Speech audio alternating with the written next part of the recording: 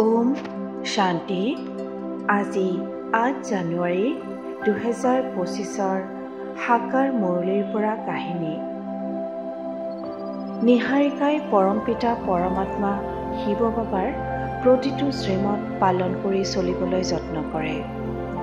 এদিন তেওঁৰ সেৱা কেন্দ্ৰৰ তত্বাৱধানত থকা বাইদেউক ক'লে, বাইদেউ, মই বহুত চেষ্টা কৰিও অমৃতবেলা বাবাক মনত পেলাবলৈ সক্ষম হোৱা নাই। এতিয়া মই এই দুৰৱস্থাৰ পৰা উদ্ধাৰ পোৱাৰ উপায় বিচাৰি আছোঁ।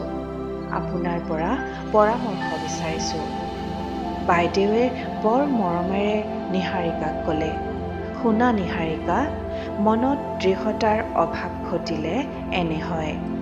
তুমি অমৃতবেলা বাবাক যোগ কৰাৰ কঠোৰ সংকল্প লোৱা আৰু কাঢ়া নিয়ম তৈয়াৰ কৰি লোৱা। তেতিয়া দেখিবা মনোযোগৰূপী চকীদাৰে তোমাক অনবৰতে সচেতন কৰি থাকিব আৰু তোমাৰ মাজৰ পৰা লেহেমীয়া ভাৱনাৰ অন্ত পৰিব আৰু তৎপৰতা আহিব। তুমি বাবাৰ সমান হ'বলৈ দৃঢ় সংকল্প লোৱা। স্বৰাজ্য অধিকাৰী হোৱাৰ বাবে তীব্ৰ পুৰুষাৰ্থ আৰম্ভ কৰা। সচেতনভাৱে নিজক সকীয়াই থাকা। এয়া পুৰুষাৰ্থৰ সময়।